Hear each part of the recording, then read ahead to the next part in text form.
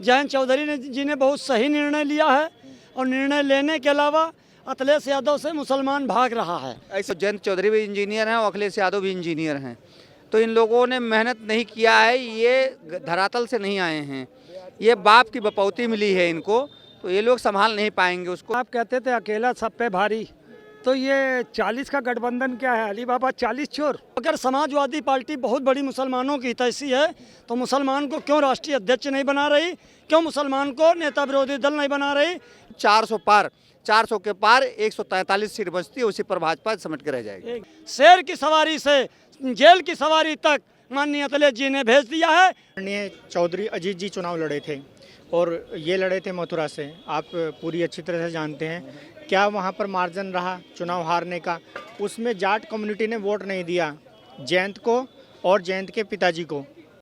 उत्तर प्रदेश में सियासी गतिविधियों के बीच प्रदेश के राजनीतिक पारा बेहद गर्म होता जा रहा है। जहां एक और कांग्रेस नेता राहुल गांधी भारत जोड़ो न्याय यात्रा के जरिए कांग्रेस कार्यकर्ताओं में जोश भर रहे हैं, वहीं आरएलडी प्रमुख यानी जयंत चौधरी समाजवादी पार्टी या यूं कहें अखिलेश यादव से दूरी बनाते हुए नजर आ रहे हैं। इस मसले पर लखनऊ के आम वासियों की क्या राय है, आइए उन्हीं से जान लेते हैं।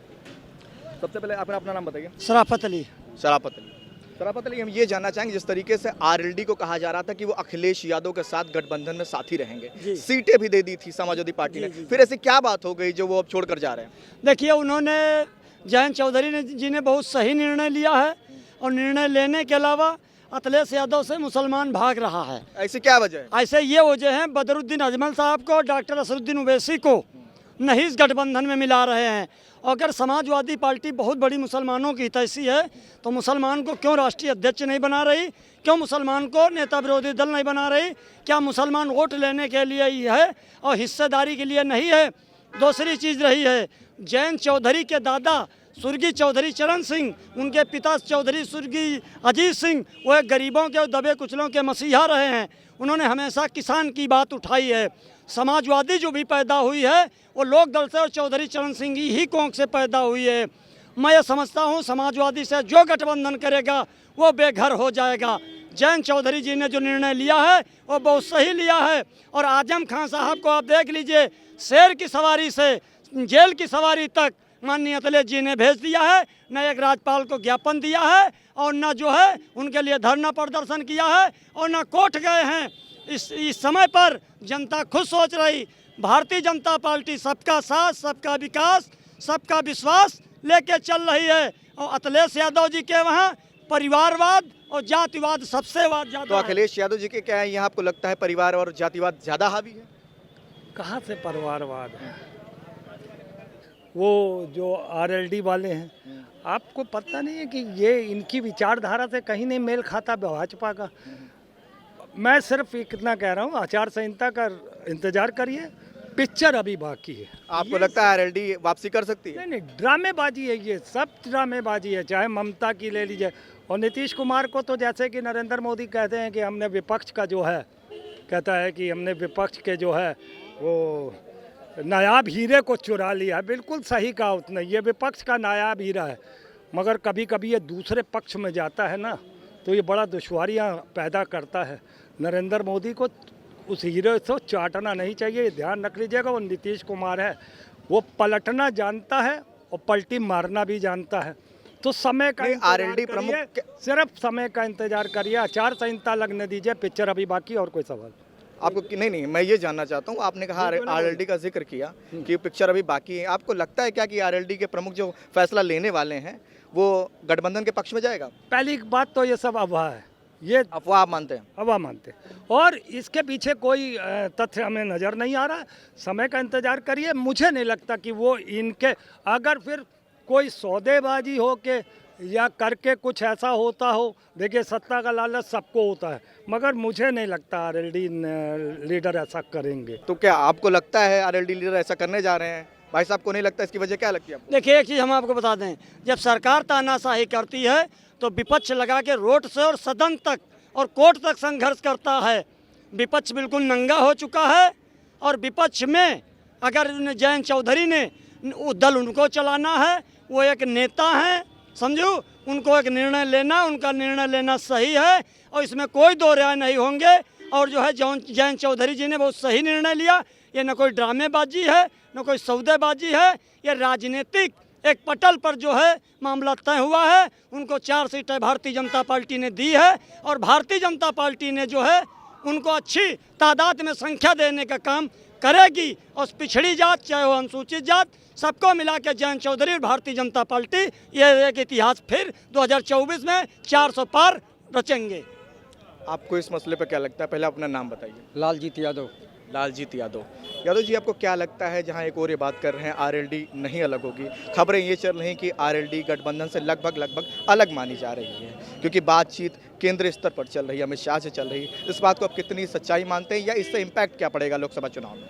देखिए, अभी तो कोई क्लियर बात नहीं आई है बाहर, केवल उड़ती हुई हवा है। अगर जयंत चौधरी जाते हैं तो अच्छी बात है, वो अपनी राजनीति कर रहे हैं, समाजवादी पार्टी अलग अपनी राजनीति कर रही है।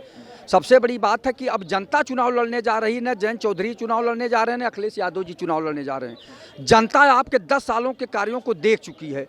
आदरणीय प्रधानमंत्री जी कहा करते थे प्रतिवर्ष 2 करोड़ लोगों को रोजगार दूंगा, देश से भ्रष्टाचार समाप्त करूंगा, देश से महंगाई समाप्त करूंगा, विदेशों में जमा काला धन वापस ला के देश में खुशहाली लाऊंगा। उस पर एक कदम देश के प्रधानमंत्री जी अगर चले हों तो 145 करोड़ जनता को आके जवाब दें। उस पर तो जवाब देते ही नहीं है। दूसरी बात, आपके चौकीदारी में विजय माल्या, मेहुल चौकसी, नीरव मोदी लाखों हजार करोड़ रुपया लेके बाहर भाग गए और हम लोग सोच रहे थे कि हमारा चौकीदार चैतन्य चौकीदार है, जागरूक चौकीदार है, सजग चौकीदार है, तब कैसे लेके भाग गए? नहीं, आपके पास जायज़ है, रोजगार का मुद्दा है, वो लोगों के बीच में दिखता है, लेकिन मेरा मानना ये है कि जिस तरीके से चर्चाएं चली, क्योंकि विधानसभा में आप लोगों ने गठबंधन कर रखा था, तो क्या आपको नहीं लगता विधानसभा में गठबंधन का जो फायदा मिला था, अगर गठबंधन लोकसभा में नहीं होगा तो इसका नुकसान भी होगा, खासतौर पर जाटों के बीच में?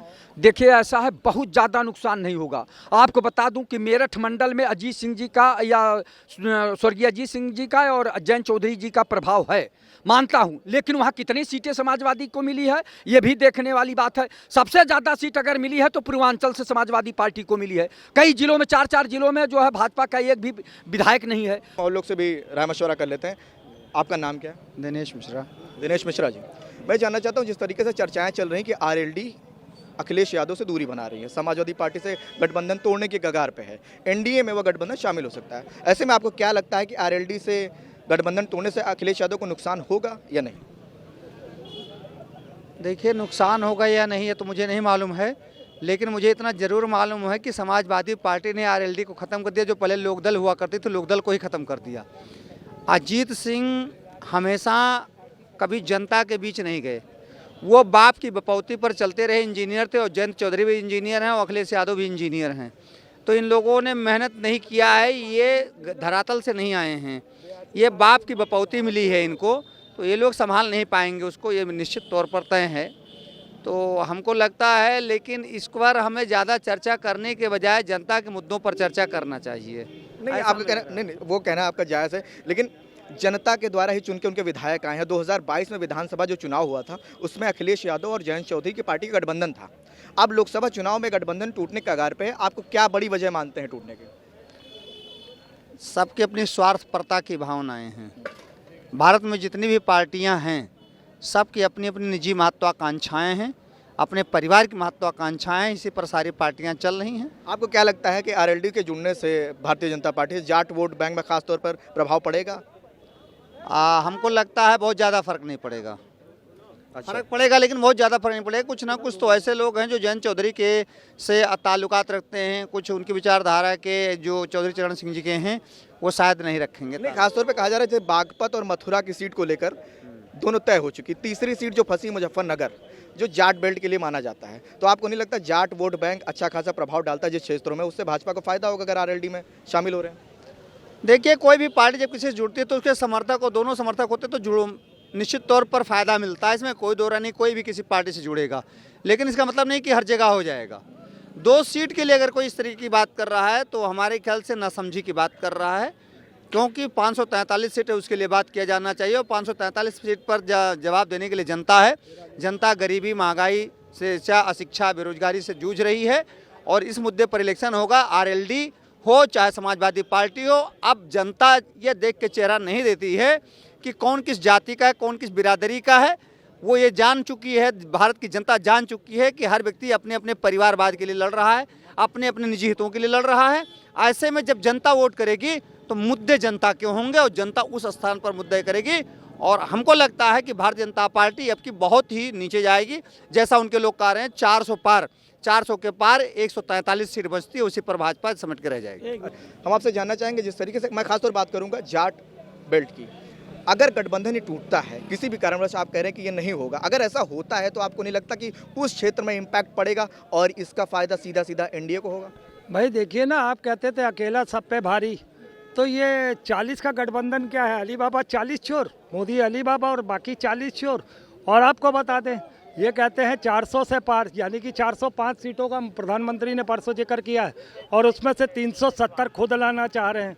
आपको मालूम है नीतीश कुमार की 2019 में 16 सीटें थी, एलजेपी जो चिराग पासवान की उसकी 6 सीटें थी, अकाली दल की 2 और ना जाने ऐसी 1-1, 2-2 सबकी थी। आपने क्या किया? आप ये कह रहे हो 370 हमारे, बाकी सबको बांट देंगे। जो 16 वाला है वो भी एक पाएगा, जो 6 वाला वो भी एक पाएगा, 2 वाला ये तो पार्टी को तय करना है ना, जो गठबंधन उनके साथ जा रहे हैं। हम ये जानना चाह रहे हैं कि आप मेरी बात नहीं समझे। जब आप 405 कह रहे हो तो पहले आने तो दीजिए, फिर आप पहले से दावा जीत का ठोक रहे हो। एक तो ये भी डर सता रहा है नरेंद्र मोदी को, कहीं ना कहीं उसको ये लग रहा है कि वो हार रहा है और ड्रामेबाजी कर रहा है कि अरे मैं तो 370 ले आऊँगा। अब आप ये 370 का भी आंकड़ा मैं वहाँ से जोड़ रहा हूँ, कश्मीर से, जहाँ पर अभी पंडित बसा नहीं है, वहाँ पे अभी सुख शांति बहाल नहीं हुई है। आपका शुभ नाम क्या है?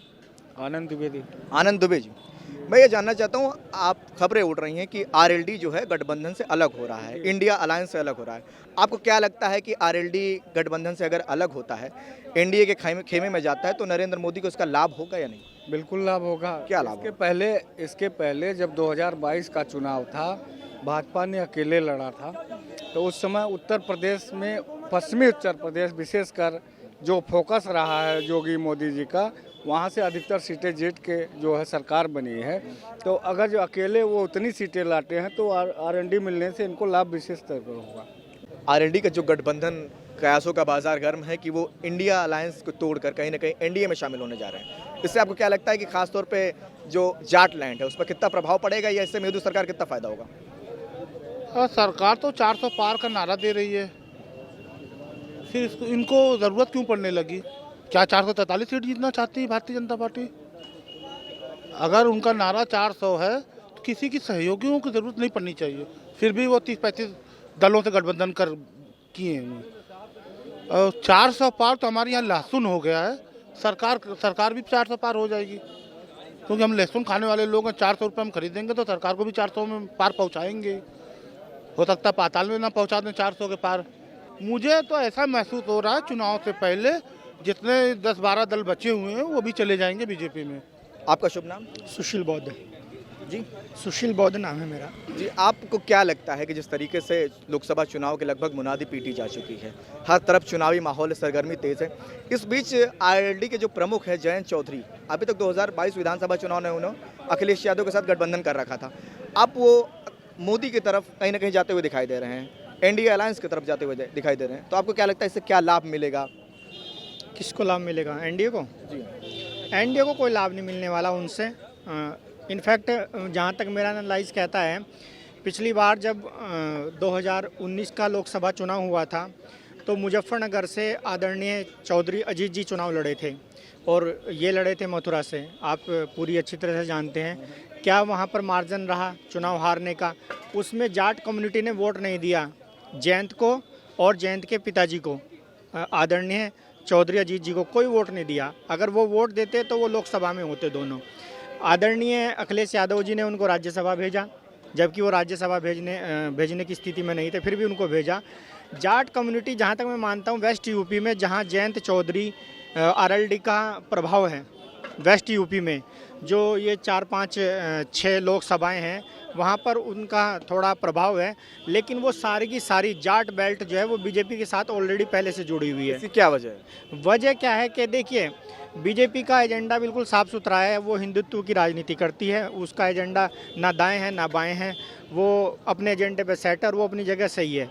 लोग उनसे प्रभावित हो रहे हैं और इसलिए लोग उनके साथ में जुड़ रहे हैं। जो भी हिंदू कम्युनिटी को डिनोट करते हैं, जो उसकी तरफ वो मानने वाले लोग हैं वो उनके साथ जा रहे हैं बीजेपी के। इसमें कोई आपको लगता है कि हिंदुत्व एक बड़ा मुद्दा है जिसको कैच कर लिया है भारतीय जनता पार्टी? बिल्कुल बिल्कुल, नो डाउट, इसमें कोई डाउट नहीं है। हिंदुत्व एक बहुत बड़ा मुद्दा है, छोटा मुद्दा नहीं है। सर 13 तारीख को दिल्ली आ रहे हैं, उनके साथ जो आपने 2013 में भी किया था, मुसलमानों और हिंदू किसानों को लड़ाया था, उसके बाद अभी कुछ दिन पहले दिल्ली में आपने सड़ने के लिए छोड़ दिया था सर्दी गर्मी बरसात में, और 1000 के आसपास जब किसान मरे थे ना, और आप कह रहे हो वो बेल्ट जो है जाटों की वो हिंदुत्व की फेवर में करेगी। वो ऑलरेडी बीजेपी के साथ ही हैं।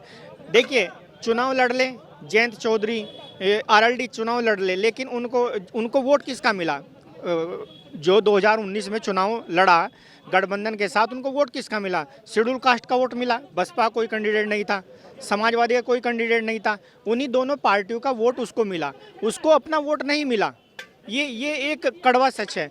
और ये जब उसको जाट कम्युनिटी का वोट ही नहीं मिला, अगर मिलता तो वो लोकसभा में होते। बसपा का और समाजवादी का वोट मिला उनको पहले से, और वो अंधाधुंध होकर लोगों ने वोट दिया उनको। ऐसा भी नहीं, अगर उनकी कम्युनिटी थोड़ा सा भी उनको सपोर्ट कर देती तो वो लोकसभा में होते। जो वोट पिछले लोकसभा में उनको मिला था वो वोट नहीं मिलेगा, सिंपल सी बात है।